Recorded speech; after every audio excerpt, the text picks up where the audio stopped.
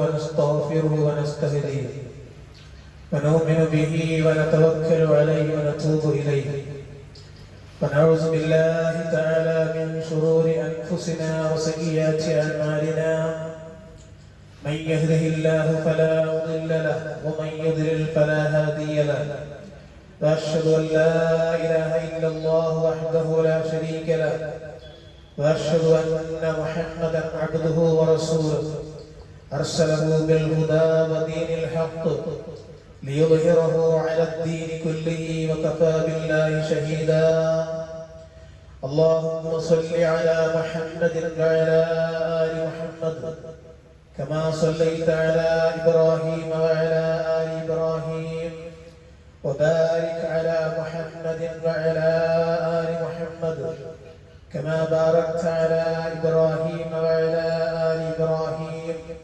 إنك حميد مجيد أما بعد فإن خير الكلام كلام الله وخير الحديث هدي محمد صلى الله عليه وسلم وشر الأمور محدثاتها وكل محدثة بدعة وكل بدعة ضلالة وكل ضلالة في النار أيها الإخوان والأخوات أوصيكم ونفسي أولا بتقوى الله أعوذ بالله من الشيطان الرجيم يا أيها الذين آمنوا اتقوا الله حق تقاته ولا تموتن إلا وأنتم مسلمون يا أيها الذين آمنوا اتقوا الله وقولوا قولا سديدا يصلح لكم أعمالكم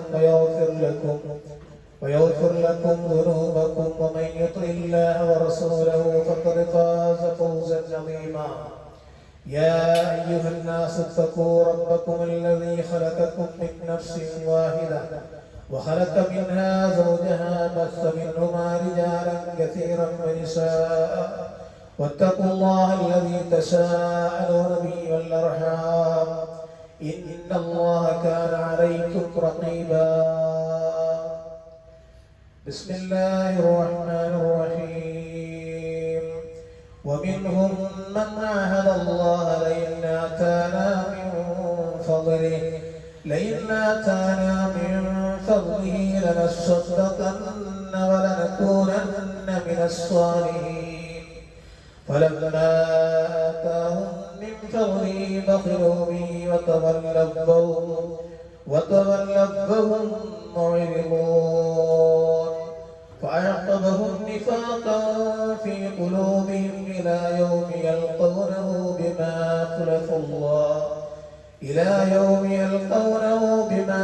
أخلفوا الله ما وعدوه وبما كانوا يكذبون. ഏറെ ബഹുമാനമുള്ള സത്യവിശ്വാസിനികളെ കരുണാവാരിധിയായ അല്ലാഹു സുബ്ഹാനഹു വ തആലയുടെ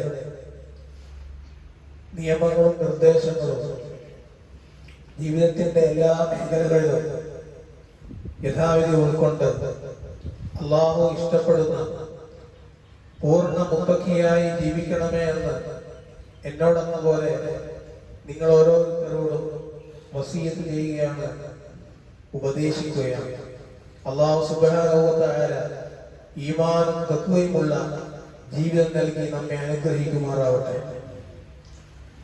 സഹോദരന്മാരെ, സഹോദരികളെ, കഴിഞ്ഞ ഖുതുബയിൽ ഏത് പ്രതിസന്ധി ഘട്ടങ്ങൾ വന്നാലും പ്രയാസങ്ങൾ അനുഭവിച്ചാലും അവന്റെ ഭാഗത്തു നിന്നുള്ള ഒരേ ഒരു മറുപടി അല്ലാഹു എന്റെ കൂടെയുണ്ട് എന്നതാണ്.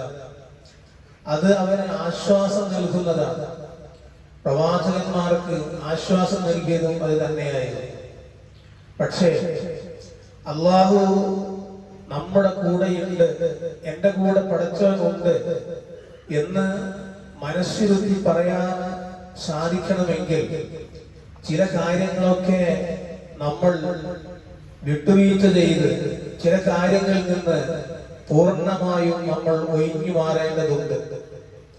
ഒന്നാമത്തത്, നിഷിദ്ധങ്ങളിൽ നിന്ന് മുക്തമായിട്ടുള്ള ജീവിതമായിരിക്കണം അതിൽ ഒന്നാമത്തത്. നിഷിദ്ധമായ ഒന്നും നമ്മുടെ ജീവിതത്തിൽ ഉണ്ടാകുവാൻ പാടില്ല. അതിൽ ഏറ്റവും പ്രധാനപ്പെട്ടതാണ് സാമ്പത്തിക ഇടപാടിലെ ശുദ്ധീകരണം എന്ന് പറയുന്നത്. നമ്മുടെ പ്രാർത്ഥനയോടും നമ്മുടെ പ്രാർത്ഥന പോലും പരിഗണിക്കണമെങ്കിൽ ഈ ശുദ്ധീകരണ പ്രക്രിയ വളരെ കൃത്യമായി സൂക്ഷിച്ചേ മതിയാവൂ. ഈമാനും തഖ്വയും പൂർണ്ണമാകുന്നതിൽ നമ്മുടെ സമ്പാദ്യത്തിന്, നാം ഉണ്ടാക്കിയ ധനത്തിന്, സമ്പത്തിന് വലിയ പങ്കുണ്ട്. അതുമായി ബന്ധപ്പെട്ട ഏതാനും ചില കാര്യങ്ങളാണ് ഇന്നത്തെ ഖുത്ബയിൽ നിങ്ങളെ ശ്രദ്ധയിൽപ്പെടുത്തുവാൻ വിചാരിക്കുന്നത്, ആഗ്രഹിക്കുന്നത്. അള്ളാഹു അനുഗ്രഹിക്കുമാറാവട്ടെ. സഹോദരങ്ങളെ, സഹോദരികളെ, സമ്പത്തിനെ കുറിച്ച് നമ്മൾ ചിന്തിക്കുമ്പോൾ അത് ഒരു സ്വയം ശാപമോ തിന്മയോ അല്ല, മറിച്ച് നമ്മുടെ ഭൗതിക ജീവിതത്തിന്റെ നിലനിൽപ്പിനും പുരോഗതിക്കും ഒരു ഉപാധിയായിട്ടാണ് പടച്ചറപ്പ് വളരെ അനുഗ്രഹമായി സമ്പത്ത് നമ്മൾക്ക് നൽകിയിട്ടുള്ളത്. ക്ഷണിക ജീവിതത്തിലെ എല്ലാ അനുഗ്രഹങ്ങളും യഥാർത്ഥത്തിൽ നമുക്കൊരു പരീക്ഷണമാണ്. എന്തെല്ലാം അനുഗ്രഹങ്ങൾ ഈ നശ്വരമായ ലോകത്ത് നമ്മൾ അഭിമുഖീകരിക്കേണ്ടതുണ്ടോ അത് മുഴുവനും അഭിമുഖീകരിക്കുന്നതോടൊപ്പം തന്നെ അതേപോലെ തന്നെയാണ് സമ്പത്ത് കൊണ്ടുള്ള അള്ളാഹുവിന്റെ പരീക്ഷണം എന്ന് പറയുന്നത്. അപ്പോൾ നാം സമ്പാദിക്കുന്ന സമ്പത്തും ഒരു വലിയ പരീക്ഷണമാണ്. അന്ത്യനാളിൽ മനുഷ്യന്റെ ഭാഗ്യ നിർഭാഗ്യങ്ങൾ തീരുമാനിക്കപ്പെടുന്നതിൽ സമ്പാദ്യത്തിന് വലിയ ഒരു പ്രാധാന്യമുണ്ട്. സമ്പത്തിനോട് ദുനിയാവിൽ നാം സ്വീകരിച്ച നിലപാട് എന്തായിരുന്നു എന്നത് നാളെ പരലോകത്ത് അള്ളാഹുവിന്റെ മുമ്പിൽ ചോദ്യത്തിന് വിധേയമാകുമ്പോൾ പ്രധാനപ്പെട്ട ഒരു സംഗതിയാണ്. ഖുർആൻ പറയുന്നുണ്ട്, വഅലമു അന്നമാ അംവാലുകും വഔലാദുകും ഫിത്ന വഅന്നല്ലാഹ ഇൻദഹു അജ്റുൻ അളീം. നിങ്ങൾ മനസ്സിലാക്കണം, നിങ്ങളുടെ സ്വത്തുക്കളും നിങ്ങളുടെ സന്താനങ്ങളും ഒരു പരീക്ഷണമാണ്. അള്ളാഹുവാണ് നിങ്ങൾക്ക് മഹത്തായ പ്രതിഫലം നൽകുന്നവൻ എന്ന് നിങ്ങൾ മനസ്സിലാക്കണം, അറിയണം എന്ന് ഖുർആൻ പറയുകയാണ്. അപ്പൊ സമ്പത്ത് ഒരു പരീക്ഷണമാണ് എന്നതിൽ യാതൊരു തർക്കവും ഇല്ല. റസൂലുള്ളാഹി സ്വല്ലല്ലാഹു അലൈഹി വസല്ലം പറഞ്ഞു, ഇന്ന ലികുല്ലി ഉമ്മത്തിൻ ഫിത്ന. എല്ലാ സമൂഹങ്ങൾക്കും ഓരോ പരീക്ഷണ വസ്തുക്കളുണ്ട്.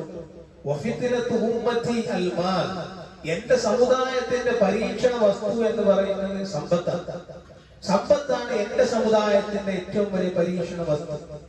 അപ്പൊ സമ്പത്ത് അള്ളാഹുമായിട്ടുള്ള ബന്ധങ്ങളിൽ മാത്രമല്ല, വ്യക്തികൾ തമ്മിലുള്ള ബന്ധങ്ങളിൽ പോലും അതിന്റെ കൃത്യമായ നേരായ വഴിയിൽ അല്ല എങ്കിൽ ആ ബന്ധങ്ങൾക്ക് ഉലച്ചിലുകൾ ഉണ്ടാക്കുന്ന മുഖ്യമായ വസ്തുവാണ് സമ്പാദ്യം എന്ന് പറയുന്നത്.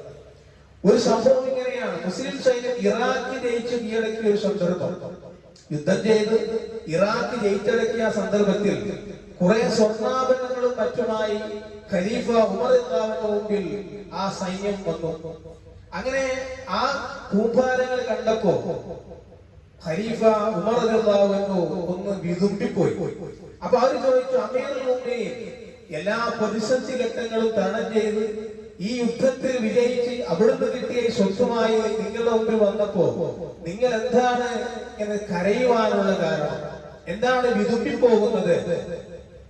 അപ്പോ ഉമർ റളിയല്ലാഹു അൻഹു പറയുന്ന ഒരു വാക്കുണ്ട്, സമീഅതു റസൂലുള്ളാഹി സ്വല്ലല്ലാഹു അലൈഹി വസല്ലം യഖൂലു.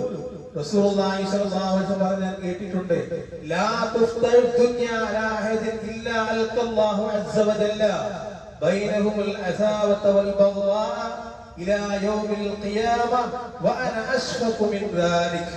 ഇതാണ് ഉമർ റളിയല്ലാഹു അൻഹു പറഞ്ഞത്. ഏതൊരു സമൂഹത്തിലും ക്ഷണിക ലോകത്ത് തുറക്കപ്പെടുന്നുവോ, ദുനിയാവിൽ സമൂഹത്തിൽ തുറന്നു കൊടുത്തു കഴിഞ്ഞാൽ അവർക്കിടയിൽ അന്ത്യനാൾ വരേക്കും നീണ്ടു നിൽക്കുന്ന അദാവത്തും ബഗ്വാവും ശത്രുതയും കോപവും അള്ളാഹു അവരിൽ ഇടാതിരിക്കുകയില്ല. അപ്പൊ നമ്മുടെ കാര്യത്തിൽ റസൂലുള്ളാഹി സ്വല്ലല്ലാഹു അലൈഹി വസല്ലമയുടെ ഈ പ്രവചനം പുലരുമോ എന്ന് ഞാൻ ഭയപ്പെട്ടതാണ്. എനിക്കൊരു പേടി. ഇതൊക്കെ കണ്ട് നമ്മളെങ്ങനെ ആസ്വദിക്കുമ്പോ അള്ളാഹുവിന്റെ പ്രവാചകന്റെ ആ ഒരു പ്രവചനം പുലരുമോ എന്ന് ഞാൻ ഭയപ്പെട്ടതാണ്, മറ്റൊന്നുമല്ല. മറ്റൊരു സംഭവം നോക്കുകയാണ്. അംറുബ്നു ശുഐബിന്റെ നബി ജദ്ദി അംറുബ്നു ശുഐബ് റളിയല്ലാഹു അൻഹു നിവേദനം ചെയ്യുന്ന ഒരു ഹദീസിൽ പ്രവാചകൻ സല്ലല്ലാഹു അലൈഹി വസല്ലം പറയുകയാണ്, തദബ്ബറൻ നബി സല്ലല്ലാഹു അലൈഹി വസല്ലം ദാത ലൈലത്തിൽ, ഒരു രാത്രി പ്രവാചകന് കഠിനമായ അസ്വാസ്ഥ്യം കാരണം പ്രവാചകന് ഉറക്കം വന്നില്ല. ഇങ്ങനെ അങ്ങോട്ടും ഇങ്ങോട്ടും ഉരുട്ട് കളിക്കുന്നുണ്ട്, പ്രവാചകനെ സ്വസ്ഥമായി ഉറങ്ങാൻ കഴിയുന്നില്ല. അപ്പോൾ ഒരാൾ ചോദിച്ചു, മാ അശ്ഫറക, പ്രവാചകരെ താങ്കൾക്ക് ഉറക്കം വരാത്തത് എന്താണ്? അപ്പോൾ റസൂലുള്ളാഹി സ്വല്ലല്ലാഹു അലൈഹി വസല്ലം പറഞ്ഞു, ഇന്നി വജദതു തംറതൻ ഷാകിതൻ ഫഅകൽതുഹാ, വീണ് കിടക്കുന്ന ഒരു കാരക്ക കണ്ടപ്പോ ഞാൻ അതെടുത്തൊന്ന് ഭക്ഷിച്ചു. ഒരു കാരക്ക വീണ് കിടക്കുന്നത് കണ്ടു, ഞാൻ അതെടുത്ത് ഭക്ഷിച്ചു, അതാണ് എനിക്ക് പ്രശ്നം. ثم ذكرت تمرا كان عندنا من تمر الصدقه وما ادري من ذلك كانت التمره او من تمر اهلي. അതായത് പിന്നീട് ഞാൻ ഓർത്തു, തന്റെ മക്കളിൽ നിന്ന് സക്കാത്തിന്റെ സമ്പത്തിൽപ്പെട്ട കാരക്കയുണ്ട്, ഞാൻ ഭക്ഷിച്ചത് ആ കാരക്കയിൽപ്പെട്ട വല്ലതുമാണോ അതോ എന്റെ കുടുംബത്തിന്റെ കൈവശമുള്ളതാണോ? ഏത് കാരക്കയാണ് ഞാൻ തിന്നുപോയതെന്ന് എനിക്കറിയുന്നില്ല. ഈ ചിന്തയാണ് എന്നെ ഉറക്കം നഷ്ടപ്പെടുത്തിയത്, ഉറങ്ങാൻ കഴിയുന്നില്ല. അതാണ് സഹോദരങ്ങളെ, സമ്പത്ത് നിശ്ചിതമായ വഴി എന്തെങ്കിലും ഒന്ന് ഉള്ളിലേക്ക് കടക്കുമ്പോ അവിടെ ഉണ്ടാകുന്ന ചലനങ്ങളാണ് അത്. നോക്കൂ നിങ്ങള്, മാനവ സമൂഹത്തോട് മൊത്തത്തിൽ ഖുർആൻ പറയുന്ന കൽപ്പനയുണ്ട്. സത്യവിശ്വാസികൾ മാത്രമല്ല, അതുപോലെ തന്നെ പ്രവാചകന്മാർ മാത്രമല്ല, മാനവ സമൂഹത്തെ മൊത്തം പറയുന്നതാണ്, യാ അയ്യുഹന്നാസ്, ജനങ്ങളെ, കുലൂ മിമ്മാ ഫിൽ അർളി ഹലാലൻ തയ്യിബ, നിങ്ങൾ ഭൂമിയിൽ നിന്ന് വിശിഷ്ടമായത് ഭക്ഷിക്കണം. വലാ തത്തബിഉ ഖുതുവാതി ശൈത്താൻ, പിശാചിന്റെ കാൽപ്പാട് നിങ്ങൾ പിന്തുടരാൻ പാടില്ല, അവന്റെ കാലടികളെ നിങ്ങൾ പിന്തുടരുത്. ഇന്നഹു ലകും അദുവ്വുൻ മുബീൻ, തീർച്ചയായും അവൻ നിങ്ങൾക്ക് വ്യക്തമായ ശത്രുവാണ്. അപ്പോ നല്ലത് തിന്നണം എന്ന് പറയുന്ന മൊത്തം സമൂഹത്തോട് പറഞ്ഞു. ഇനി വിശ്വാസി സമൂഹത്തോട് ഖുർആൻ പറഞ്ഞ എന്താണ്? യാ അയ്യുഹല്ലദീന ആമനൂ, സത്യവിശ്വാസികളെ, കുലൂ മിനത് ത്വയ്യിബാതി മാ റസഖ്നാകും, നാം നിങ്ങൾക്ക് നൽകിയുള്ളതിന് വിശിഷ്ടമായി നിങ്ങൾ ഭക്ഷിക്കുക. വശ്കുറൂ ലില്ലാഹ്, അല്ലാഹു നന്ദി കാണിക്കണം. ഇൻ കുൻതും ഇയ്യാഹു തഅ്ബുദൂൻ, നിങ്ങൾ അവനെ മാത്രമാണ് നിങ്ങൾ ആരാധിക്കുന്നതെങ്കിൽ. അത് സത്യവിശ്വാസികളെ വിളിച്ചുകൊണ്ട് പറഞ്ഞതാണ്. ഇനി മാനവരാശിയോടും സത്യവിശ്വാസി സമൂഹത്തോടും മാത്രമല്ല, യാ അയ്യുഹർ റസൂലു കുലൂ മിനത് ത്വയ്യിബാത്, ഹേ ദൂതന്മാരെ, വിശിഷ്ട വസ്തുക്കൾ നിങ്ങൾ തിന്നണം. അത് പ്രവാചകന്മാരോടാണ്. വഅമലൂ സ്വാലിഹാ, സൽക്കർമ്മങ്ങൾ ചെയ്യുവിൻ. ഇപ്പൊ വിശിഷ്ടമായത് ഭക്ഷിക്കണം, എന്നിട്ട് നിങ്ങൾ സൽക്കർമ്മങ്ങൾ ചെയ്യണം. ഇന്നി ബിമാ തഅമലൂന അലീം, തീർച്ചയായും ഞാൻ നിങ്ങൾ പ്രവർത്തിക്കുന്നതിനെ പറ്റി അറിയുന്നു എന്ന്. അപ്പൊ മാനവ സമൂഹത്തോട് പറഞ്ഞു, വിശ്വാസികളെ വിളിച്ചു പറഞ്ഞു, പ്രവാചകന്മാരെയും വിളിച്ചു പറഞ്ഞു. എന്താ പറഞ്ഞത്? നിങ്ങൾ നല്ലതിൽ നിന്ന് ഭക്ഷിക്കണം എന്ന്. അപ്പൊ നമ്മൾ കഴിക്കുന്ന നമ്മുടെ സമ്പാദ്യത്തിൽ നല്ലതല്ലെങ്കിൽ അത് എല്ലാ പ്രശ്നങ്ങൾക്കും തടസ്സമായിരിക്കും എന്നാണ് ഈ മൊത്തം 3 ആയത്തുകളെ നമ്മൾ മനസ്സിലാക്കുമ്പോ പ്രവാചകന്മാരോടും മൊത്തം സമൂഹത്തോടും വിശ്വാസികളോടുമുള്ള അള്ളാഹുവിന്റെ പ്രഖ്യാപനം എന്ന് പറയുന്നത്. അത് വളരെ ഗൗരവമാണ്. ഇനി നിങ്ങൾ നോക്കൂ, ശബ്ദാദിന്റെ സഹോദരി ഉമ്മു അബ്ദുല്ലാഹ് റളിയല്ലാഹു അൻഹ പറയുക, ഒരിക്കൽ പ്രവാചകൻ സല്ലല്ലാഹു അലൈഹി വസല്ലം അനുചരന് ഒരു കപ്പ് പാൽ കൊടുത്തു. അനുചരന്മാരൊക്കെ കൂടി ഒരു കപ്പ് പാൽ പ്രവാചകൻ സല്ലല്ലാഹു അലൈഹി വസല്ലം കൊടുത്തു. അപ്പോൾ റസൂലുള്ളാഹി സ്വല്ലല്ലാഹു അലൈഹി വസല്ലം ചോദിച്ചു, മിൻ ഐന ലക്കും ഹാദാ, നിങ്ങൾക്ക് ഇത് എവിടെ നിന്നാണ് ലഭിച്ചത്? കൊടുത്തപ്പോ കുടിച്ചില്ല, നിങ്ങൾക്ക് ഇത് എവിടെ നിന്നാണ് ലഭിച്ചത്? അപ്പോൾ അവർ പറഞ്ഞു, മിനശ്ശാത്ത്, ഇത് ഇന്ന് ആടിൽ നിന്നും കറന്നെടുത്തതാണ്. മിൻ ഐന ലക്കും ഹാദീ ഷാ, അപ്പോൾ ആ ആടിനെ നിങ്ങൾക്ക് എവിടെ നിന്നാണ് ലഭിച്ചത്? അപ്പോൾ അവർ പറഞ്ഞു, മിൻ മൗദി കദാ, അവ ഇന്നാലിന്ന സ്ഥലത്ത് ലഭിച്ചതാണ്, വാങ്ങിയതാണ്. അത് പറഞ്ഞപ്പോൾ റസൂലുള്ളാഹി സ്വല്ലല്ലാഹു അലൈഹി വസല്ലം ആ പാൽ കുടിച്ചു. എന്നിട്ട് പ്രവാചകൻ അവരോട് പറഞ്ഞു, ഇന്നാ മആശറൽ അംബിയാഇ ഉമിർനാ, ഞങ്ങൾ പ്രവാചകന്മാർ കൽപ്പിക്കപ്പെട്ടിട്ടുണ്ട്, അല്ലാ നഅ്കുല ഇല്ലാ ത്വയ്യിബ, നല്ലതല്ലാതെ യാതൊന്നും തിന്നാൻ പാടില്ല. വലാ നഅമല ഇല്ലാ സ്വാലിഹ, സൽക്കർമ്മങ്ങളല്ലാതെ ഒന്നും പ്രവർത്തിക്കാൻ പാടില്ല. അർത്ഥം, നല്ലതല്ലെങ്കിൽ നമ്മുടെ സൽക്കർമ്മങ്ങൾക്ക് പോലും അതിന് കേടുവരുത്തുന്ന തരത്തിലുള്ള ഒന്നും കഴിക്കരുത് എന്ന് പ്രവാചകന്മാർ കൽപ്പിക്കപ്പെട്ടിട്ടുണ്ട് എന്നാണ്. അപ്പൊ അത് വളരെ ഗൗരവമായിട്ടുള്ള കാര്യമാണ് എന്നർത്ഥം. നാം നിർവഹിക്കുന്ന എല്ലാ ആരാധനാകർമ്മങ്ങളും അത് അല്ലാഹു സ്വീകരിക്കണമെങ്കിൽ എല്ലാം നിഷിദ്ധങ്ങളിൽ നിന്ന് മുക്തമായ ഒരു സമ്പാദ്യങ്ങളായിരിക്കണം അവന്റെ ഭാഗത്തുണ്ടാവേണ്ടത്. പ്രവാചകൻ പറയുന്ന മനുഷ്തറാ സൗബൻ ബി അശറത്തി ദറാഹിമ, ഒരാൾ 10 ദിർഹമിന് ഒരു വസ്ത്രം വാങ്ങി, വഫീഹി ദിർഹമുൻ ഹറാം, ആ 10 ദിർഹമിൽ ഒരു ദിർഹം ഹറാമിന്റേതാണ്, എങ്കിൽ ആ വസ്ത്രം അവന്റെ കൂടെ ഉള്ളിടത്തോളം കാലം ഒരു നമസ്കാരം അല്ലാഹുവിനെ സ്വീകരിക്കുകയില്ല. അപ്പോ നമ്മുടെ പ്രാർത്ഥന സ്വീകരിക്കണമെങ്കിൽ പോലും സാമ്പത്തിക വിശുദ്ധി വളരെ അനിവാര്യമായിട്ടുള്ളതാണ്. അബൂ ഹുറൈറ നിവേദന ഒരു ഹദീസിൽ പ്രവാചകൻ പറയുകയാണ്, റസൂലുള്ളാഹി സ്വല്ലല്ലാഹു അലൈഹി വസല്ലം പ്രവാചകൻ സല്ലല്ലാഹു അലൈഹി വസല്ലം ഒരിക്കൽ ഒരു വ്യക്തിയെ അനുസ്മരിച്ചു. ഒരാളെ കുറിച്ച് ഇങ്ങനെ പറഞ്ഞു. എന്താ അയാളുടെ പ്രത്യേകത? യുതീലു സഫറ, അയാൾ ദീർഘമായ യാത്ര ചെയ്താണ്. ഒരുപാട് ദീർഘമായ യാത്ര ചെയ്ത മനുഷ്യനാണ്. അശ്അസ അഖ്ബറ, മുടി ജടപിടിക്കുകയും വസ്ത്രങ്ങൾ മുഷിയുകയും ചെയ്തിരിക്കുന്നു. എന്നിട്ട് ആ മനുഷ്യന്റെ ഒരു ഭാഗത്ത് ഇരുന്നുകൊണ്ട് 2 കൈയും ആകാശത്തിലേക്ക് ഇങ്ങനെ നീട്ടിക്കുന്നു. എന്താ പറയാ? യാ റബ്ബ്, എന്റെ നാഥ, എന്റെ നാഥ എന്നിങ്ങനെ ആ മനുഷ്യൻ വിളിച്ചു പറയുന്നു. വമത്അമഹു ഹറാമൻ, അയാളുടെ ഭക്ഷണം നിഷിദ്ധമാണ്. വമശ്റബഹു ഹറാമൻ, അയാളുടെ പാനീയം നിഷിദ്ധമാണ്. വമൽബസഹു ഹറാമൻ, അയാളുടെ വസ്ത്രവും നിഷിദ്ധമാണ്. വഉദിയ ബിൽ ഹറാം, നിഷിദ്ധത്തിൽ ജീവിച്ചുകൊണ്ടിരിക്കുന്ന മനുഷ്യനാണ്. പിന്നെ എങ്ങനെയാണ് അള്ളാഹുവിന്റെ പ്രാർത്ഥന സ്വീകരിക്കുക എന്ന്? ഇതൊക്കെ സഹിയായ ഹദീസുകളാണ്. മുഹദ്ദിസുകൾ രേഖപ്പെടുത്തുന്നത് നാം കഴിക്കുന്ന ഭക്ഷണത്തിന്, നാം സമ്പാദിക്കുന്ന ധനത്തിന് അതിൽ നിഷിദ്ധങ്ങളുണ്ടെങ്കിൽ നമ്മുടെ പ്രാർത്ഥന പോലും അള്ളാഹു സ്വീകരിക്കുകയില്ല എന്നാണ്. ഒരിക്കൽ സഅദ് റളിയല്ലാഹു അൻഹു പ്രവാചകൻ സല്ലല്ലാഹു അലൈഹി വസല്ലം ചോദിച്ചു, യാ റസൂലല്ലാഹ്, അല്ലാഹുവിന്റെ റസൂലേ, ഉദ്ഉല്ലാഹ അയ്യജഅലനി മുസ്തജാബത് ദഅവ, പ്രാർത്ഥനകൾ സ്വീകരിക്കപ്പെടുന്ന കൂട്ടത്തിൽ ഞാനും ഉൾപ്പെടാൻ അങ്ങൊന്ന് ദുആ ചെയ്യണം അല്ലാഹുവിനോട്. പ്രാർത്ഥന സ്വീകരിക്കുന്നവരുടെ കൂട്ടത്തിൽ ഞാനും ഉൾപ്പെടണം, സഅദ് എന്ന് പറയുന്ന ഞാനും ഉൾപ്പെടണം. അതുകൊണ്ട് നബിയെ ഒന്ന് അല്ലാഹുവിനോട് ദുആ ചെയ്യണം. അപ്പോൾ റസൂലുള്ളാഹി സ്വല്ലല്ലാഹു അലൈഹി വസല്ലം, യാ സഅദ്, സഅദേ, അതിമതഅബക തകുൻ മുസ്തജാബത് ദഅവ, താങ്കളുടെ ഭക്ഷണം അത് നിഷിദ്ധങ്ങളിൽ നിന്ന് മുക്തമാക്കുക. ആദ്യം ചെയ്യേണ്ടത് അതാണ്. എങ്കിൽ പ്രാർത്ഥനകൾ സ്വീകരിക്കപ്പെടാൻ താങ്കളുടെ കൂട്ടത്തിൽ താങ്കളും ഉണ്ടാകും എന്നാണ്. വല്ലദീ നഫ്സു മുഹമ്മദ് ബിയദി, മുഹമ്മദ് സല്ലല്ലാഹു അലൈഹി വസല്ലം ആത്മാവായുടെ കയ്യിലാണോ?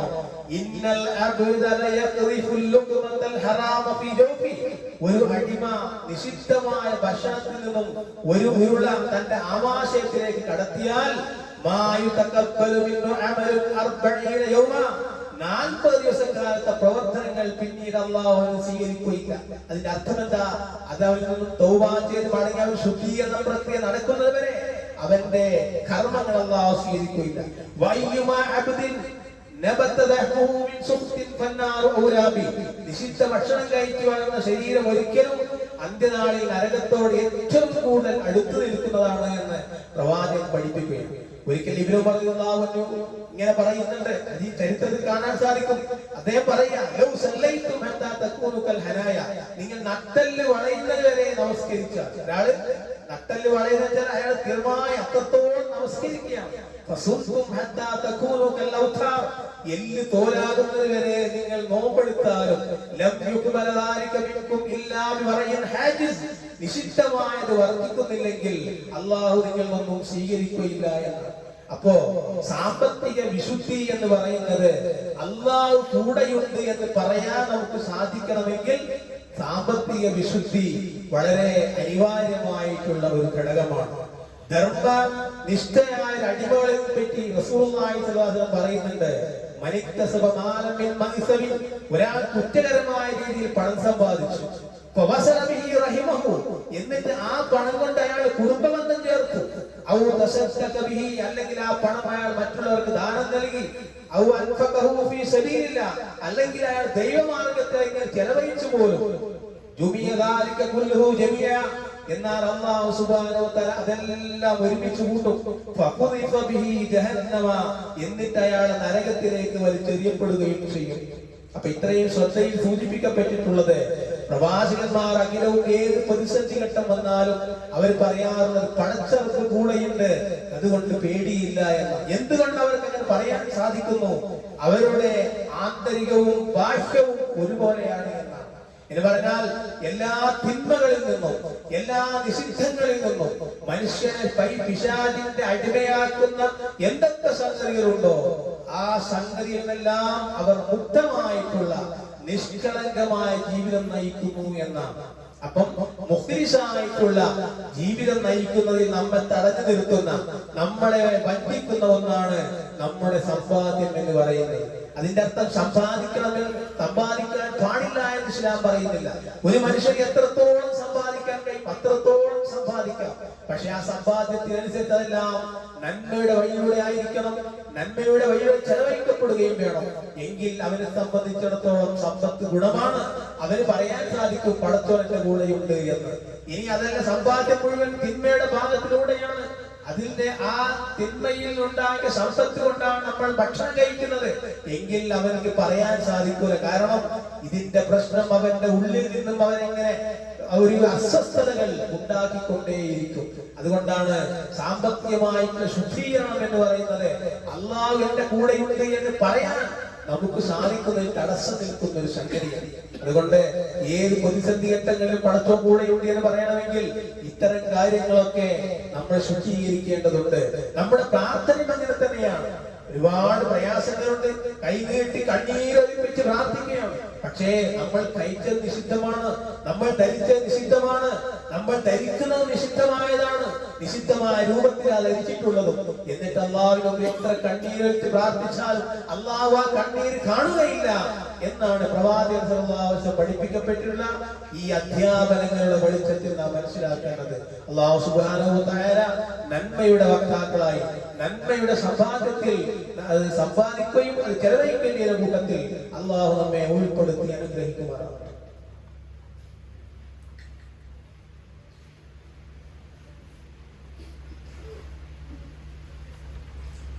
അൽഹംദുലില്ലാഹി റബ്ബിൽ ആലമീൻ والعاقبة للمتقين ولا عدوان إلا على الظالمين.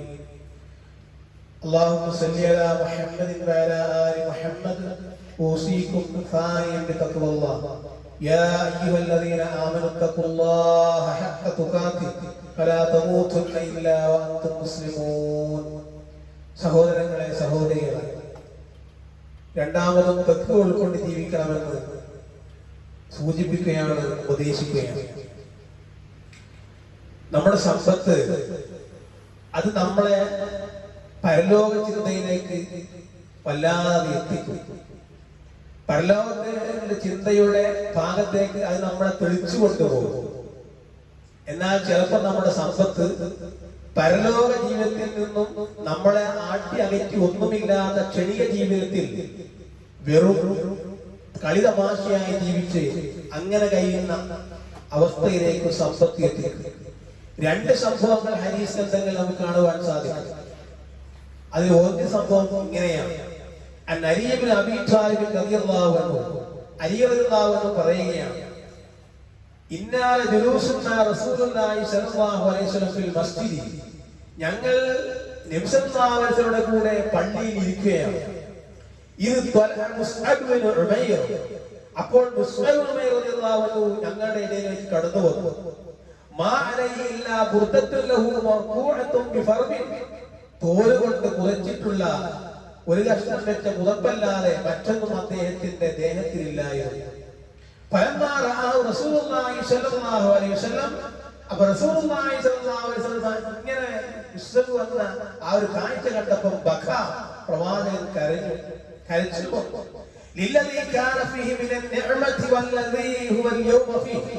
അദ്ദേഹത്തിന്റെ മുമ്പത്തെ സുസ്തുതിയും ഇപ്പോഴത്തെ അവസ്ഥയും മുമ്പിൽ വെച്ചുകൊണ്ട് പ്രവാചകൻ കരഞ്ഞുപോയി. പിന്നെ റസൂലുള്ളാഹി സ്വല്ലല്ലാഹു അലൈഹി വസല്ലം അനന്തരം അവരോട് ചോദിച്ചു, കൈഫ ബികും ഇദാ ഗദൻ അഹദുകും ഫീ ഹുല്ലത്തിൻ വറാഹ ഫീ ഹുല്ല, നിങ്ങൾ ഒരാൾ രാവിലെ ഒരു വസ്ത്രം ധരിക്കും, വൈകുന്നേരം മറ്റൊരു വസ്ത്രം ധരിക്കുകയും ചെയ്യും. നിങ്ങളിൽ ഒരാൾക്ക് മുമ്പിൽ നിന്ന് ഒരു വശത്തറി എടുക്കുമ്പോഴേക്കും മറ്റൊരു വശത്തറി കൊണ്ടുവന്ന് വെക്കപ്പെടും. നിങ്ങളുടെ വീടുകൾക്ക് കഅബയുടെ സമാനമായ ഒരു വിരിയും മറയും ഉണ്ടാവുകയും ചെയ്യുന്ന ഒരു അവസ്ഥ. അത് സംജാതമാകുന്നതിനെ കുറിച്ച് നിങ്ങൾക്ക് എന്ത് തോന്നുന്നു എന്ന് അനുയായിയോട് ചോദിച്ചു. ഖാലു, അപ്പൊ അവർ പറഞ്ഞു, യാ റസൂലല്ലാഹ്, അല്ലാഹുവിന്റെ പ്രവാചകരെ, നഹ്നു യൗമൈദിൻ ഖൈറുൻ മിന്നാ അൽ-യൗം, അല്ലാഹുവിന്റെ ദൂതരെ, അന്ന് ഞങ്ങൾക്ക് ഇന്നത്തേതിനേക്കാൾ എത്രയോ നല്ല അവസ്ഥയായി. എന്താണ് കാരണം പറയുന്നതാണ്, നതഫറഉ ലിൽ ഇബാദ, ആരാധനക്കൊന്ന് ഒഴിഞ്ഞിരിക്കാൻ സാധിക്കും. മറ്റൊന്ന് വനുഖഫൽ മുഅ്ന, ഞെരുക്കം തീരുകയും ചെയ്യും. ഈ രണ്ട് കാര്യം, ആരാധന ഒഴിഞ്ഞിരിക്കുകയും ചെയ്യാം, ഞെരുക്കമൊക്കെ തീരുകയും ചെയ്യും. ഫഖാല റസൂലുള്ളാഹി സ്വല്ലല്ലാഹു അലൈഹി വസല്ലം, അപ്പോൾ റസൂലുള്ളാഹി സ്വല്ലല്ലാഹു അലൈഹി വസല്ലം പറഞ്ഞു, ലഅൻതുമുൽ യൗമ ഖൈറുൻ മിൻകും യൗമൈദിൻ, അല്ല, അന്നത്തേതിനേക്കാൾ ഇന്നത്തെ അവസ്ഥയാണ് നിങ്ങൾക്ക് നല്ലത്. സാമ്പത്തിക സമൃദ്ധി ജീവിതത്തിൽ വല്ലാത്ത ഉന്നത നിലയിലെത്തിച്ച ഒരു സഹാബിയായിരുന്നു മുസ്അബ് ഇബ്നു ഉമൈർ റളിയല്ലാഹു അൻഹു. ഇസ്ലാം സ്വീകരിക്കുന്നതിന് മുമ്പ് നിലത്ത് വെച്ചാൽ ഊമ്പരിക്കും, തലയിൽ വെച്ചാൽ പേനരിക്കും എന്ന രൂപത്തിൽ എടുത്തു വളർത്തിയിരുന്നു. സ്വർണ്ണക്കരണ്ടികളിൽ ഭക്ഷണം തളിയെ കൊടുത്തിരുന്നു. അന്ന് ഏറ്റവും നല്ല വസ്ത്രം ധരിച്ച മുസ്അബിനെ പോലെയുള്ള ഒരാളെ മക്കയിൽ കാണാൻ കഴിയില്ല. അത്രക്കും സാമ്പത്തിക ഘട്ടത്തിൽ വളർന്ന ആളായിരുന്നു മുസ്അബ് റളിയല്ലാഹു അൻഹു. അങ്ങനെ അദ്ദേഹത്തിന് ഇസ്ലാമിന്റെ വിശ്വാസത്തിന്റെ ഭാഗത്തിലേക്ക് അദ്ദേഹം കടന്നു വന്നപ്പോ, വിശ്വാസത്തിന്റെ വിളിയേറ്റ് അദ്ദേഹത്തിന് അതിലേക്ക് പ്രവേശിച്ചപ്പോ മുസ്അബ് റളിയല്ലാഹു അൻഹു മാറുകയാണ്. ആ കാലത്ത് ഏറ്റവും നല്ല സുന്ദരനും ആരോഗ്യ ദൃഢഗാത്രനുമായിരുന്ന വിശ്വാസത്തിലേക്ക് കടന്നു വന്നപ്പോ ആ കണ്ട കാഴ്ചയാണ് പ്രവാചകനെ കരയിച്ചിട്ടുള്ളത്. അങ്ങനെ മുസ്അബ് റളിയല്ലാഹു അൻഹു പങ്കെടുത്ത യുദ്ധമായിരുന്നു ഉഹുദ് യുദ്ധം. ആ ഉഹുദ് യുദ്ധത്തിൽ മുസ്അബ് റളിയല്ലാഹു അൻഹു ഷഹീദായി. അങ്ങനെ രക്തസാക്ഷിയായി കിടക്കുന്ന എല്ലാ ജനങ്ങളുടെയും മുമ്പിലൂടെ പ്രവാചകൻ സല്ലല്ലാഹു അലൈഹി വസല്ലം നടക്കുകയായി. എന്നിട്ട് പ്രവാചകൻ സല്ലല്ലാഹു അലൈഹി വസല്ലം ഓരോ ജഡത്തെയും ആ അടുത്ത് ഇങ്ങനെ നോക്കിക്കൊണ്ടിരിക്കുന്നപ്പോ മുസ്അബ് റളിയല്ലാഹു അൻഹുവിന്റെ ആ ജഡം മയ്യത്ത് കാണുകയാണ്. എന്നിട്ട് റസൂലുള്ളാഹി പറയുന്നത്, ലഖദ് റഅയ്തുക ബി മക്ക, അല്ലയോ മുസ്അബേ, ഞാൻ നിന്നെ മക്കയിൽ കണ്ടിട്ടുണ്ട് എന്ന് പറഞ്ഞാൽ നീ മുസ്ലിം ആകുന്നതിന് മുമ്പ് മക്കയിൽ നിന്നെ ഞാൻ കണ്ടിട്ടുണ്ട്. നിന്റെതിനേക്കാൾ വിഷമുള്ളതും നിന്റെതിനേക്കാൾ നല്ല വസ്ത്രം ധരിക്കുന്നവരും നിന്റെതിനേക്കാൾ മനോഹരമായ മുടിയുള്ളവരും മക്കയിൽ ആരുമില്ലായിരുന്നു. അത്രയും നല്ല ആളായിരുന്നു. അങ്ങനത്തെ അങ്ങനത്തെ മുസ്തഫേ, നീയാണിപ്പോ ഒരു പുതപ്പിനുള്ളിൽ ജലകെട്ടിയ മുടിയുമായി ഇങ്ങനെ കിടക്കുന്നത്. അദ്ദേഹത്തിന്റെ കഫംപുടവ ശരിയാക്കുന്ന ഘട്ടത്തിൽ ആ തുണി പോലും തേഞ്ഞില്ലായിരുന്നു എന്നാണ് ചരിത്രത്തിൽ കാണുവാൻ സാധിക്കുന്നത്. ഉമൈദ് ഇബ്നു ഉമൈർ റളിയല്ലാഹു അൻഹു പറയുകയാണ്, തുടർന്ന് റസൂലുള്ളാഹി സ്വല്ലല്ലാഹു അലൈഹി വസല്ലം ഈ ആയത്ത് അനുയായി ഓതിക്കൊടുത്തു. മിനൽ മുഅ്മിനീന റിജാലുൻ, സത്യവിശ്വാസികളുടെ കൂട്ടത്തിൽ ചില പുരുഷന്മാരുണ്ട്, സദഖൂ മാ അഹദുല്ലാഹി അലൈഹി, ഏതൊരു കാര്യത്തിൽ അല്ലാഹുവിനോട് അവർ ഉടമ്പടി ചെയ്തുവോ അതിൽ അവർ സത്യസന്ധത പുലർത്തി. മുസ്അബ് റളിയല്ലാഹു അൻഹുവിന്റെ വിഷയവുമായി ബന്ധപ്പെട്ട ആയത്താണ്. അങ്ങനെ അവർ ചിലർ രക്തസാക്ഷിത്വങ്ങളുടെ കൂട്ടത്തിൽ പ്രതിജ്ഞ നിറവേറ്റി. ചിലർ അതിന് കാത്തിരിക്കുന്നു. അവർ ഉടമ്പടിക്ക് യാതൊരു മാറ്റവും വരുത്തിയിട്ടില്ല എന്ന് മുസ്അബ് റളിയല്ലാഹു അൻഹു സംഭവത്തെ ഉദ്ധരിച്ചുകൊണ്ട് അനുയായികൾക്ക് പഠിപ്പിച്ചു കൊടുക്കുന്നു. ഇതേ സംഭവം തന്നെയാണ് പണം ഒരു വ്യക്തി എങ്ങനെയാണ് നശിപ്പിക്കുക എന്നതും ചരിത്രത്തിൽ ഉദാഹരണങ്ങളുണ്ട്. അതിൽപ്പെട്ട ഒന്നാണ് ശൈലബത്ത് ബിൻ ഹാത്തിബ് റളിയല്ലാഹു അൻഹുവിന്റെ ചരിത്രം. അദ്ദേഹത്തെ ചരിത്രത്തിൽ വിശേഷിപ്പിക്കുന്നത് ഹമാമത്തുൽ മസ്ജിദ് എന്ന് പറഞ്ഞാൽ പള്ളിയിലെ മാടപ്രാവുകയായിരുന്നു. എപ്പോഴും പള്ളിയിൽ ഇരിക്കുന്ന മനുഷ്യനായിരുന്നു. ഒരു ജമാഅത്ത് കഴിഞ്ഞാൽ അടുത്ത ജമാഅത്ത് വരെ പള്ളിയിൽ പ്രതീക്ഷിച്ചിരുന്നു. എല്ലാ സുന്നത്തുകളും നിർവഹിച്ചിരുന്നു. എല്ലാം വളരെ കൃത്യമായി ഭംഗിയായി എല്ലാ കാര്യവും അങ്ങനെ ഒഴിഞ്ഞിരുന്നുകൊണ്ട് ഇബാദത്ത് എടുത്തുകൊണ്ടാണ് ഹമാമത്തുൽ മസ്ജിദ് എന്ന് അദ്ദേഹത്തെ വിളിച്ചത്. പക്ഷേ മാറ്റി കൊടുക്കാൻ ഒരു വസ്ത്രം പോലും അദ്ദേഹത്തിന് ഉണ്ടായിരുന്നു. ഒരു വസ്ത്രം മാറ്റി മറ്റൊരു വസ്ത്രം കൊടുക്കാൻ അത്രക്കും പരമദരിദ്രനായിരുന്നു ശൈലബ. ഓരോ ജമാഅത്ത് പോലും നഷ്ടപ്പെടാത്തത് ദൈവമാർഗത്തിൽ അടിയുറച്ചു നിർത്തി സ്ഥിരചിത്തതയോടെ ആരാധനയിൽ മുഴുകി സൂക്ഷ്മത പാലിച്ചു, അല്ലാഹുവിനോട് അടുത്തു. അങ്ങനെ ഒരു ദിവസം അബൂ ഉമാമ റളിയല്ലാഹു പറയുകയാണ്, ഒരിക്കൽ ദാരിദ്ര്യം സഹിക്കവയ്യാതെ ശൈലബ റളിയല്ലാഹു അൻഹു പ്രവാചകന്റെ അടുക്കൽ പോയി. എന്നിട്ട് റസൂലുള്ളാഹി സ്വല്ലല്ലാഹു അലൈഹി വസല്ലം പറഞ്ഞു, അല്ലാഹുവിന്റെ ദൂതരെ, എനിക്ക് അല്പം സമ്പത്ത് ഉണ്ടാകാൻ താങ്കൾ അല്ലാഹുവോടൊന്ന് പ്രാർത്ഥിക്കണം. വല്ലാത്ത ബുദ്ധിമുട്ടാണ്, പരമദാരിദ്ര്യമാണ്. അതുകൊണ്ട് പ്രവാചകരെ ഒന്ന് ദുആ ചെയ്യണം അല്ലാഹുവോട്. അപ്പൊ റസൂലുള്ളാഹി സ്വല്ലല്ലാഹു അലൈഹി വസല്ലം പറഞ്ഞു, ശഅലബ, കൂടുതൽ ധനമുണ്ടായിട്ട് അല്ലാഹുവിനെ നന്ദി കാണിക്കാതിരിക്കുന്നതിനേക്കാൾ നല്ലത് ഭേദം കുറച്ച് പണമുണ്ടാവുകയും അല്ലാഹുവിനോട് നന്ദി കാണിക്കുകയും ചെയ്യുന്നതാണ് എന്ന് പറയാൻ. നിനക്ക് ഇപ്പോഴുള്ള അവസ്ഥയാണ് ശഅലബ നല്ലത്. എന്നിട്ട് അല്ലാഹുവിനെ അടുക്ക്, അപ്പൊ അല്ലാഹു നിനക്ക് നേട്ടങ്ങൾ നൽകും എന്നാണ് പറഞ്ഞതിന്റെ അർത്ഥം. അപ്പൊ ശഅലബ പറഞ്ഞു, പ്രവാചകരെ, എനിക്ക് സമ്പത്ത് ഉണ്ടാവുകയാണെങ്കിൽ ഞാൻ ധാരാളമായി ധർമ്മം ചെയ്യും. എനിക്ക് കിട്ടിയാൽ ഒരുപാട് ധർമ്മം ഞാൻ കൊടുക്കും. മാത്രമല്ല ധനത്തിന്റെ അവകാശങ്ങൾ ഞാൻ വീട്ടുകയും ചെയ്യും. നിങ്ങളൊന്ന് പ്രാർത്ഥിക്കണം. റസൂലുള്ളാഹി സ്വല്ലല്ലാഹു അലൈഹി വസല്ലം വീണ്ടും ആവർത്തിച്ചപ്പോ അബൂ മാമ സംഭവം പറയുകയാണ്. ശഅലബക്ക് വേണ്ടി പ്രവാചകൻ സ്വല്ലല്ലാഹു അലൈഹി വസല്ലം പ്രാർത്ഥിച്ചപ്പോൾ അയാളുടെ ജീവിതത്തിൽ മാറ്റങ്ങൾ ഉണ്ടായി. അയാളുടെ ജീവിതത്തിൽ വന്നത് അദ്ദേഹത്തിന് കുറെ ആടുമാടുകളെ അയാൾക്ക് ലഭിച്ചു. അങ്ങനെ ആദ്യമായി അദ്ദേഹം മുടക്കം കൂടാതെ പ്രവാചകന്റെ അടുത്ത് വന്നിരുന്നു. ഏറ്റവും ഒടുവിൽ അയാൾ ആടുമാടുകളൊക്കെ പെരുകി കൂടുതലാകാൻ തുടങ്ങി. ആ സമയത്ത് പ്രവാചകന്റെ അടുക്കലേക്കുള്ള വരവും അദ്ദേഹം കുറഞ്ഞുപോയി. എന്നിട്ട് മഗ്‌രിബും ഇശാ നമസ്കാരം കഴിഞ്ഞാൽ അയാൾ വരാറായി. അയാൾ ആകെ വരുന്നത് മഗ്‌രിബിന്റെ ജമാഅത്തിനാണ്, പിന്നെ ഇശാഇന്റെ ജമാഅത്തിനാണ്. ബാക്കിയൊന്നും കാണാനില്ല. പണ്ട് അങ്ങനെ അല്ലായിരുന്നു. അങ്ങനെ സമ്പത്ത് പിന്നെയും വർദ്ധിച്ചു. അങ്ങനെ സമ്പത്ത് വല്ലാതെ കൂടിയപ്പോ അയാൾ മദീനക്ക് പുറത്തേക്ക് താമസം തന്നെ മാറ്റി, മദീന വിട്ടു. പിന്നീട് വെള്ളിയാഴ്ച മാത്രമാണ് അയാൾ പ്രവാചകന്റെ അടുക്കലേക്ക് വരാൻ തുടങ്ങിയത്. അങ്ങനെ കുറച്ച് കഴിഞ്ഞപ്പോ വെള്ളിയാഴ്ചയുടെ വരവ് നിന്നു. അങ്ങനെ ഒരു ദിവസം റസൂലുള്ളാഹി സ്വല്ലല്ലാഹു അലൈഹി വസല്ലം നമസ്കാരം കഴിഞ്ഞ് തന്റെ അനിയാളുടെ കൂടെ ഇരിക്കുമ്പോ അനിയാൾ ചോദിച്ചു, ശഅലബക്ക് എന്ത് പറ്റി? എന്താണ് ശഅലബക്ക് സംഭവിച്ചിട്ടുള്ളത്? ഇപ്പൊ തീരെ കാണാറില്ലല്ലോ, അത്രേ പ്രവാചകൻ ചോദിച്ചിട്ടുള്ളൂ. അങ്ങനെ സക്കാത്ത് നിർബന്ധമായിക്കൊണ്ടുള്ള ആയത്ത് ഖുർആനിൽ ഇറങ്ങി. അപ്പൊ റസൂലുള്ളാഹി സ്വല്ലല്ലാഹു അലൈഹി വസല്ലം സല്ലവയുടെ അടുത്തേക്ക് ഒരു എഴുത്ത് കൊടുത്തു കഴിച്ചുകൊണ്ട് അനുയായികളെ വിട്ടു. എന്ത്? സക്കാത്ത് കൊടുക്കാൻ, ധർമ്മം ചെയ്യാൻ. അങ്ങനെ അവർ പോയി. അങ്ങനെ സല്ലവയുടെ അടുത്ത് എന്നുകൊണ്ട് പ്രവാചകനെ കത്ത് കൊടുത്തു. അപ്പൊ അദ്ദേഹം പറയുകയാണ്, നിങ്ങൾക്ക് മറ്റു വല്ല സ്ഥലങ്ങളിൽ നിന്നും സക്കാത്ത് പിരിക്കാനുണ്ടോ? എങ്കിൽ അത് കഴിഞ്ഞ് ഇങ്ങോട്ട് വാ. നിങ്ങൾക്ക് വേറെ എവിടെയെങ്കിലും പോയിട്ട് സക്കാത്ത് പിരിച്ചുകൊണ്ട് അതൊക്കെ കഴിഞ്ഞിട്ട് ലാസ്റ്റ് ഈ സല്ലവയുടെ അടുത്തേക്ക് വന്നാൽ മതി. അങ്ങനെ അവർ മടക്കി അയച്ചോ. അങ്ങനെ അവർ മറ്റുള്ളവരെല്ലാം അത് തിരിച്ചെടുത്ത് അവസാനം സല്ലവയുടെ അടുത്തേക്ക് വീണ്ടും വന്നെത്തി. എന്നിട്ട് പ്രവാചകന്റെ ആ എഴുത്ത് വായിച്ചു കൊണ്ട് അയാൾ പറയാണ്, രണ്ടാമത് വന്നപ്പോ, അല്ലാഹുവാണേ സത്യം, ഇത് വല്ലാത്തൊരു നികുതി തന്നെ. ഇത് സല്ലവ പറഞ്ഞ വാക്കാ. അല്ലാഹുവാണേ സത്യം, ഇത് വല്ലാത്ത നികുതി തന്നെയാണ്. നിങ്ങൾ തിരിച്ചു പോകൂ, ഞാൻ ഒന്നുകൂടി ആലോചിക്കട്ടെ എന്ന്. അവർ റസൂലിന്റെ അടുക്കലേക്ക് മടങ്ങി. എന്നിട്ട് കാര്യങ്ങളൊക്കെ പറഞ്ഞു കൊടുത്തു. അപ്പോഴാണ് റസൂലുള്ളാഹി സ്വല്ലല്ലാഹു അലൈഹി വസല്ലം ഈ ആയത്ത് ഇറങ്ങുന്നത്. അതാണ് ഞാൻ ഖുത്ബയുടെ ആദ്യത്തെ ശ്രദ്ധയിൽപ്പെടുത്തിയ സൂറത്ത് തൗബയിലെ ആയത്ത്. വമിൻഹും മൻ ആഹദല്ലാഹ ലഇൻ ആതാനാ മിൻ ഫളി ലനശദ്ദകന്ന വലനകൂനന്ന മിനസ് സ്വാലിഹീൻ. അല്ലാഹുവിന്റെ അനുഗ്രഹങ്ങളിൽ നിന്ന് ഞങ്ങൾക്ക് നൽകുകയാണെങ്കിൽ തീർച്ചയായും ഞങ്ങൾ ദാനം ചെയ്യുകയും ഞങ്ങൾ സജ്ജനങ്ങളുടെ കൂട്ടത്തിലായിരിക്കുകയും ചെയ്യുമെന്ന് അവരുമായി കരാർ ചെയ്ത ചിലരും ആ കൂട്ടത്തിലുണ്ട്.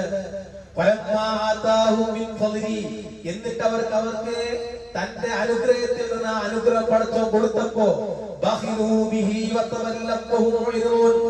അവർ അതിൽ പിശുക്ക് കാണിക്കുകയും അവഗണിച്ചുകൊണ്ട് തിരിഞ്ഞു കളയുകയും ചെയ്തു.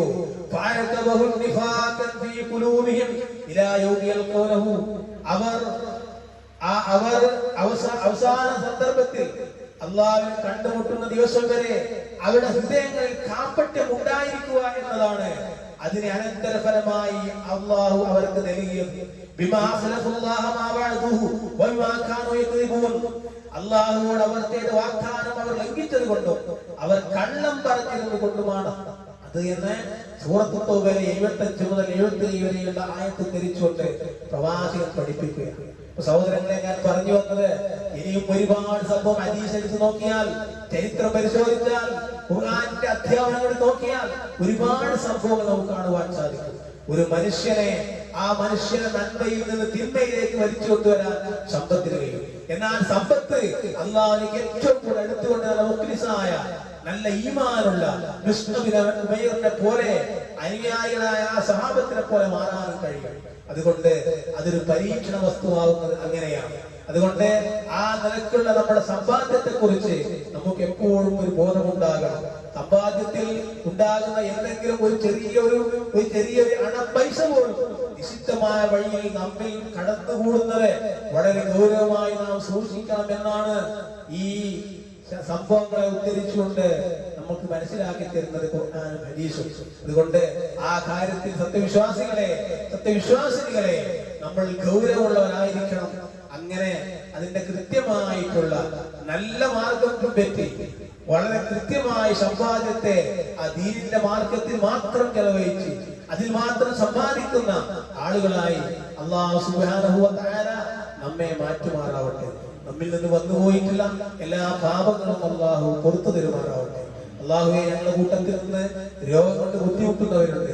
അല്ലാഹുവേ, അവരുടെ രോഗങ്ങളിൽ ശിഫ നൽകി അനുഗ്രഹിക്കണമേ തമ്പുരാനെ. അല്ലാഹു, ഞങ്ങളുടെ സഹോദരൻ കോയമ്പത്തൂർ ഹോസ്പിറ്റൽ ചികിത്സയിലാണ്. അല്ലാഹുവേ, എത്രയും പെട്ടെന്ന് അദ്ദേഹത്തിന് ശമനം നൽകി ഞങ്ങളിലേക്ക് നീ എത്തിച്ചേർന്നേ തമ്പുരാനെ. പണ്ടത്തതിനേക്കാൾ ശക്തമായി തൗഹീദ് പറയുവാനുള്ള ആർജവം അദ്ദേഹത്തിന്റെ നാവിനും അദ്ദേഹത്തിന്റെ എല്ലാ അവയവങ്ങൾക്കും ശക്തി